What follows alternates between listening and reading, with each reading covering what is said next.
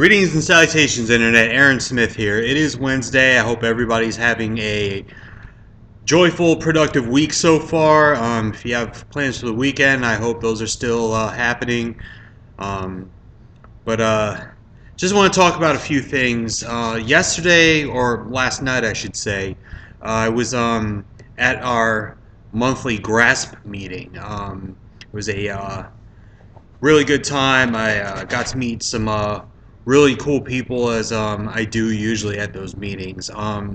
One question my friend Gregory, member of the group, brought up was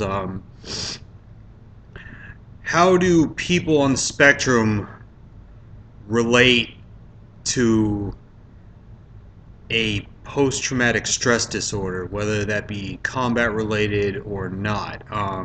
I think he was only talking about being combat related since we were both in the military, but it's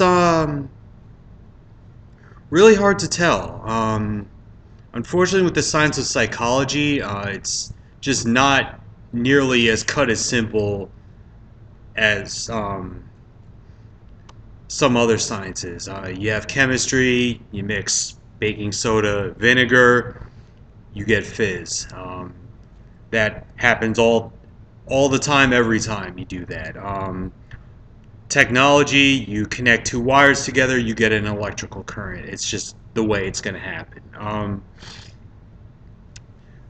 Psychology is a little bit more difficult than that. Not everyone reacts to the same type of trauma in the same way. I know specifically combat related, people have gone to war, people have come back from it, um, and has not affected them at all.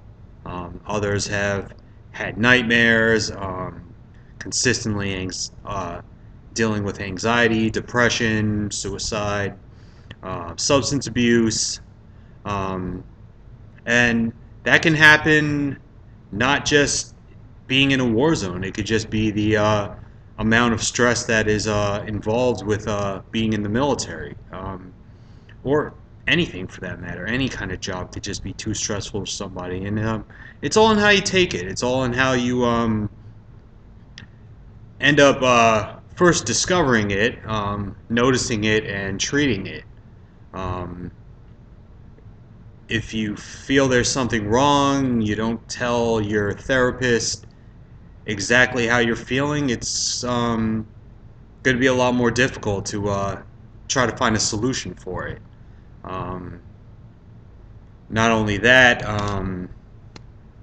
you have other factors such as your environmental influence.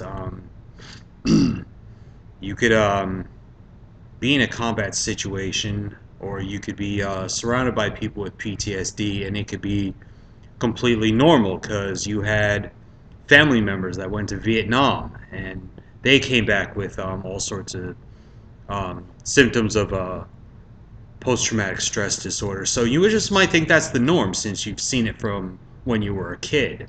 Um, I know nowadays kids are being exposed to all sorts of traumatic events, not just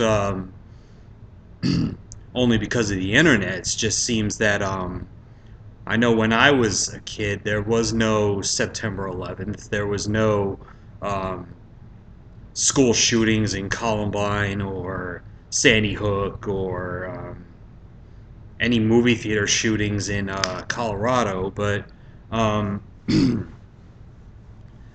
those are also contributing factors. People see this every day on the news and they think, oh, this is just how life is.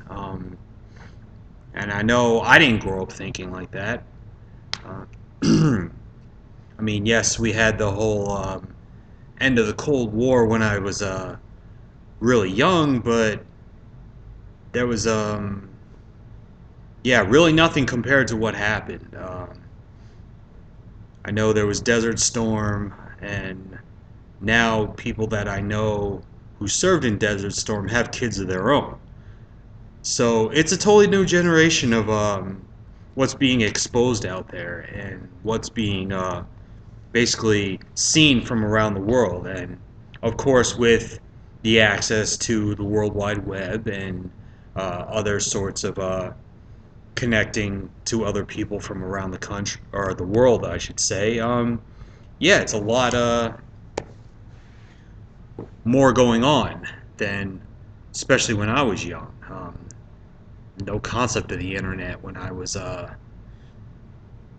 in elementary school. Now I went to go see my nephew, and there's computers with internet connection in his elementary school classroom. It's crazy. I think what did we have? We had some slideshows. That was about it.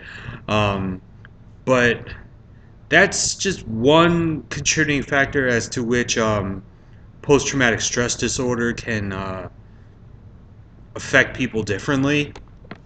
I know another, like I said before, the factor of the method of treatment um, when it when it happens, how long you wait to get yourself talking to a therapist. Um, I know right now, currently, with our current military situation, we have millions of veterans taking their own lives due to being in a war zone and dealing with the effects of post-traumatic stress disorder, combat related. Um, I think there's a little bit more of a. I know there, as far as the VA and the um, Navy medical department, they're definitely being more proactive as far as getting guys treatment. I know there's like mandatory counseling sessions from what I hear of people that have taken a tour in Afghanistan or Iraq, and as soon as they step off the plane back at their home base, they're getting ready for a psychological evaluation. Only because we've lost so many people uh, within the past decade of everything that's going on. So, like I said before, there really is not a clean cut answer to does it is it prolonged because we are on the spectrum and we just have delays in emotional processing, unlike neurotypicals. Um, the way I know the way I personally deal with a traumatic situation. I've made a lot of mistakes in my past. I went self-medicating. I know when my father passed away, um, I self-medicated when I was too stressed out while in the Navy. And now I just switched alcohol for um, boxing. So that's pretty much helps me just put things in perspective and pretty much helps me just cope with things of the past and um, things that might stress me out currently. But that's just my opinion. That's just the way I do things. Not everybody might be as uh,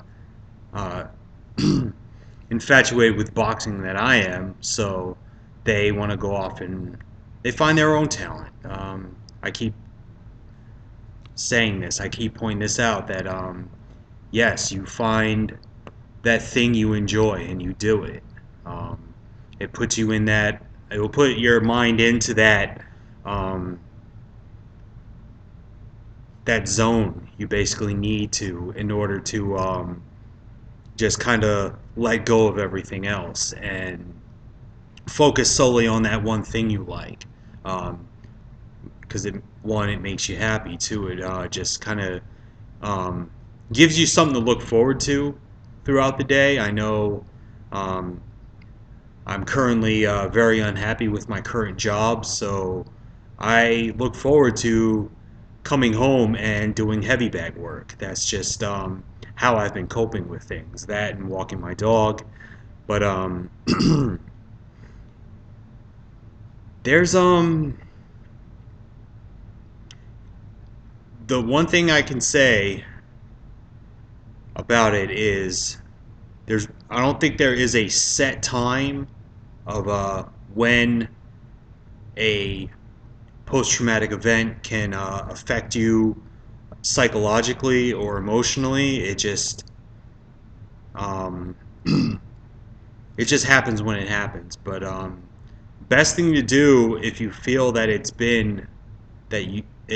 upsetting you is don't prolong it. Just if you're having something on your mind, go out and talk to somebody. Go out and seek some counseling. Go talk to a support group. I know the uh, GRASP group here in Norfolk has been very helpful to me. I've definitely um, met like-minded people. I got enough inspiration to go start the Art of War for Aspies. You could please check all that stuff out. Everything on my blog, everything on YouTube, everything on Facebook, um, and I'll just keep it up from there. So, yep, it's not as far as a delayed reaction. That's only if you decide to put it in the back of your head, as far as a long-term memory terminology that Freud would use, things that are put back into the subconscious that usually come out to haunt you later.